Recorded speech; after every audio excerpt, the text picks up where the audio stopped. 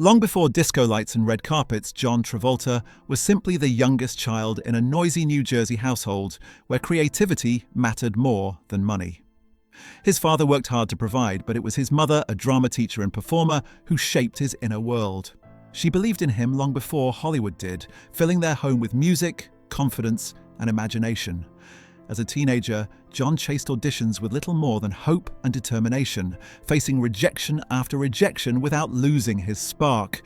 When he finally broke through on television, success arrived at an almost reckless speed. By his early 20s, he was suddenly famous, admired, and expected to carry an industry's expectations. The world saw a confident young star, but behind the scenes was someone still learning who he was. Fame came early, loudly, and without instructions on how to survive its weight, falling in love before learning how to lose. At just 23, while filming The Boy in the Plastic Bubble, John met Diana Hyland, a talented actress who brought calm and depth into his whirlwind life. Their connection was immediate and intense, cutting through age differences and professional boundaries.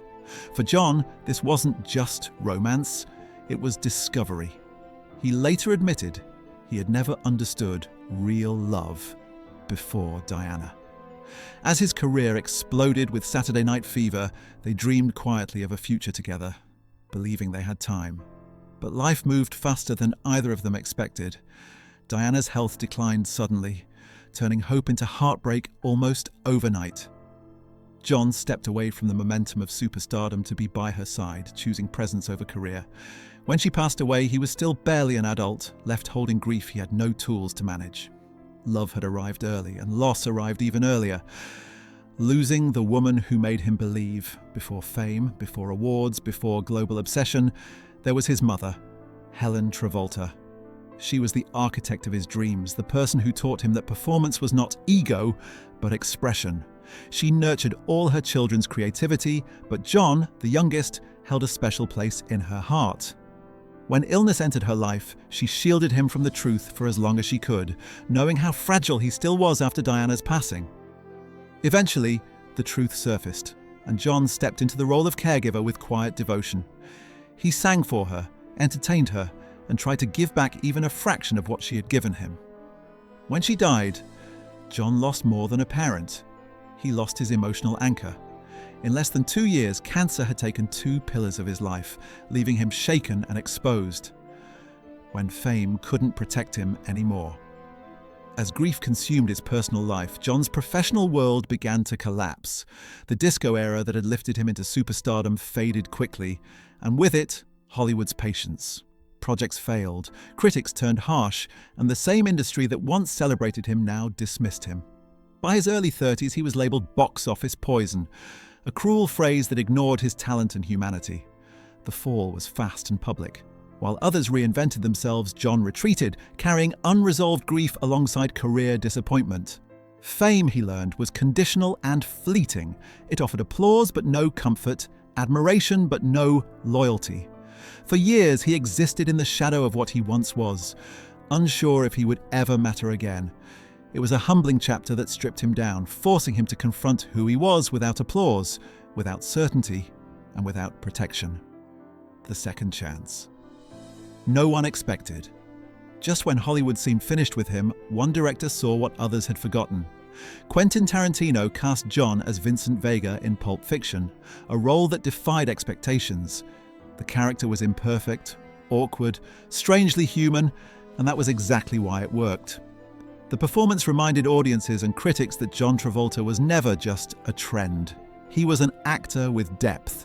The comeback was explosive, restoring credibility, respect, and relevance, but this return felt different. It wasn't fueled by ego or youth, but by survival. John approached his work with humility, aware of how quickly it could all disappear again. Success returned, but he no longer chased it blindly. He had already learned that applause fades, careers shift, and what truly matters waits off camera. This time he didn't confuse professional resurrection with personal healing. That lesson would come later. Building a family after so much loss. In the late 1980s, John met Kelly Preston, and something in him softened.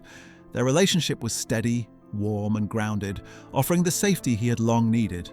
Marriage and parenthood followed, giving his life a sense of balance fame never provided. As a father, John was present, protective, and deeply involved, especially with his children's unique needs. Family became his center, not Hollywood.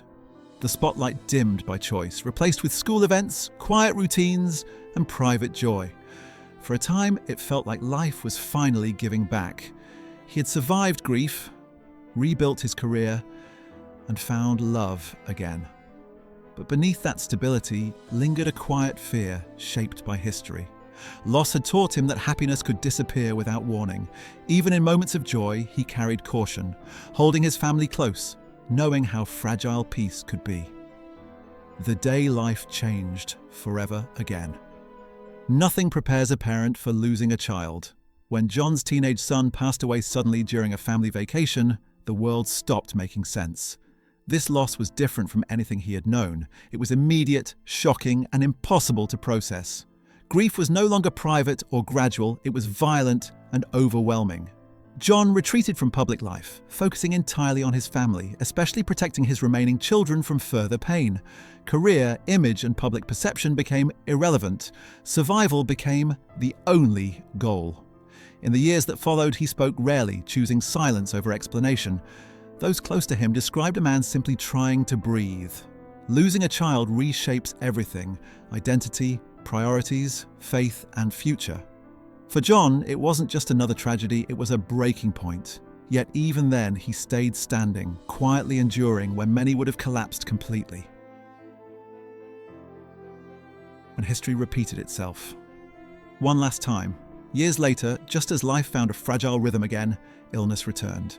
This time targeting the person who had helped him survive everything else. Kelly's battle was private, handled with dignity and strength. John stood beside her, drawing from painful familiarity while hoping this time would be different. He had seen this story before and feared its ending, yet remained present, supportive, and focused on their children. When she passed away, the loss echoed earlier chapters of his life, but with deeper weight. She had been his partner, his stability, his future. Losing her left a silence no amount of success could fill. Once again, John stepped away, choosing family over public life.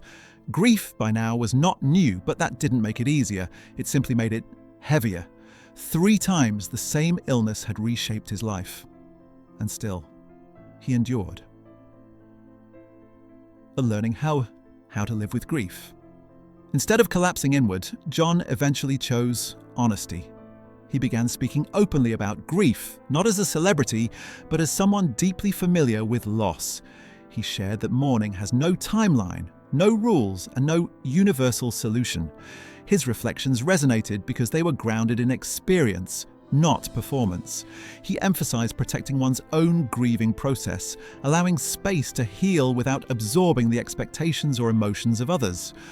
Over time, he focused on raising his children with openness, helping them understand loss without fear. Slowly, moments of joy returned. Travel, laughter, and shared experiences became part of life again. Grief didn't disappear, but it softened. John wasn't moving on from those he lost, he was learning how to move forward with them still present in his heart. Healing, he showed, isn't forgetting. It's learning how to carry love differently. What John Travolta's story teaches us. John Travolta's life isn't just a Hollywood story. It's a human one. It's about loving deeply, losing repeatedly, and still choosing to live. Fame gave him everything early, then took it away just as quickly. Loss followed him across decades, reshaping his identity again and again. Yet through it all, he remained gentle, reflective, and grounded. His story reminds us that resilience doesn't mean being unbroken. It means continuing despite the breaks. He shows us that grief doesn't end, but it evolves. That joy can return not as replacement, but as remembrance. At an age when many retreat, John continues forward, honoring the past while embracing the present. His journey invites us to rethink how we measure strength, success, and survival. Sometimes the bravest thing isn't rising again in the spotlight, but choosing to live fully after the music fades.